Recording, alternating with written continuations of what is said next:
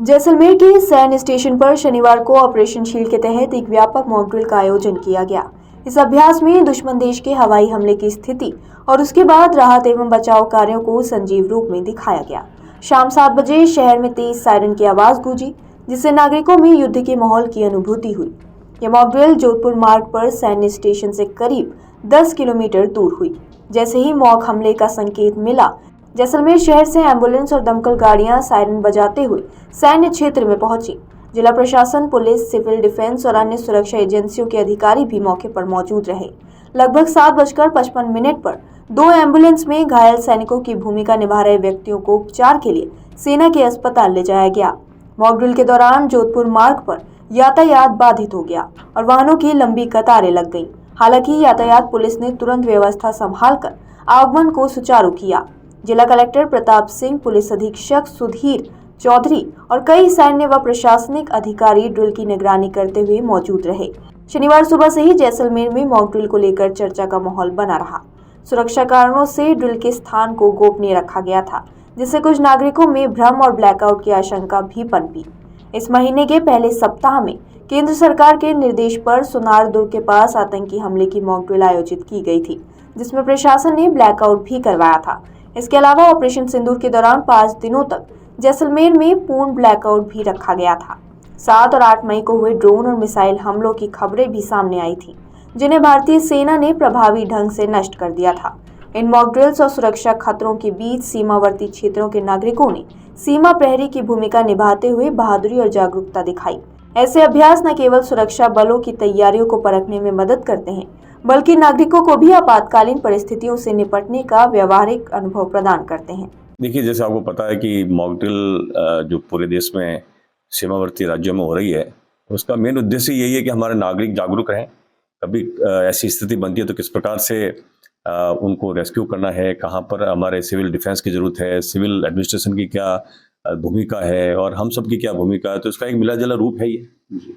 देखिए, मैंने पहले भी बताया था कि ऑपरेशन सिंदूर हो या वैसे भी आम दिनों में भी हमारा जो एक हमारा आपस का जो संबंध है, जो सिविल एडमिनिस्ट्रेशन की बात करूं, आर्मी, एयरफोर्स, सभी की बात करूं, तो हम एक ग्रिड पे रहते हैं और जब भी ऐसी कोई रिक्वायरमेंट होती है तो एक दूसरे के लिए खड़े होते हैं।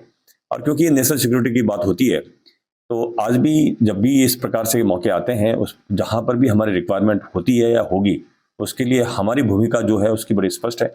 जहाँ तक सीमाओं की बात है, सीमाओं पर हम तैनात हैं, वहाँ पर अलर्ट है और यहाँ पर भी सिविल डिफेंस की भी जहाँ रिक्वायरमेंट होगी हम उसके लिए तैयार। एडमिनिस्ट्रेशन का यही है कि अगर इस प्रकार की कभी घटना होती है तो किस प्रकार से इवैक्यूएशन किया जाए, किस प्रकार से लोगों को सहायता पहुँचाई जाए और बाकी हम जो आम नागरिकों की किस प्रकार हम सहायता कर सकते हैं, यही सब उसके ऊपर होगा। देखिए, ऐसा है कि जहाँ तक ड्रोन की बात करूँ और या मिसाइल अटैक की बात करूँ, आपको पता है कि हमारा जो डिफेंस जो आर्म फोर्सेज हैं, उसमें खास करके मैं जिक्र करना चाहूँगा एयरफोर्स और आर्मी का भी।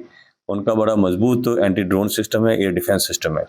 तो वो सिस्टम बिल्कुल हरकत में रहता है। जब भी ऐसी कोई अंदेशा होता है वो तुरंत कार्रवाई के लिए तैयार हो जाते हैं।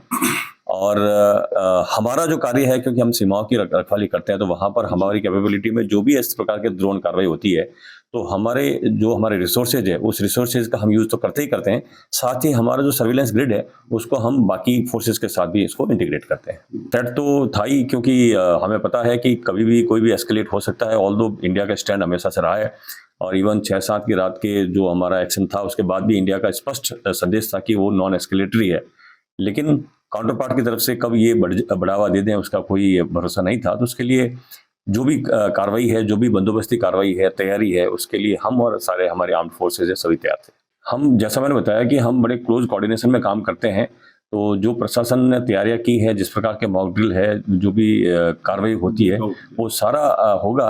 और ब्लैकआउट का वैसे भी आपको पता है कि पहले भी ब्लैकआउट में, क्योंकि न सिर्फ ये बीएसएफ की बात है, ये तो सभी की बात है, चाहे सिविल की बात हो, हमारे यहाँ सिटी की बात हो, ग्रामीण इलाके की बात हो, तो उसके साथ हम भी कार्रवाई करेंगे। अभी स्थिति के बारे में ये कहना चाहूँगा कि काउंटर पार्ट की क्या स्थिति है, उससे ज़्यादा मैं ये कहना चाहूँगा कि बीएसएफ सतर्क है, बीएसएफ अपनी कार्रवाई कर रही है, बीएसएफ एरिया को डोमिनेट कर रही है और हम अपनी तरफ से कोई भी ऐसा जो कभी नहीं छोड़ेंगे। बिल्कुल, क्योंकि ये तो स्पष्ट संदेश है कि ऑपरेशन खत्म नहीं हुआ, एक पॉज है, एक सीज फायर है और अगर जरूरत पड़ी तो उसके लिए हम सभी तैयार हैं और बॉर्डर डोमिनेशन अच्छे तरीके से हो रहा है, राधे, मैं कहना चाहूँगा।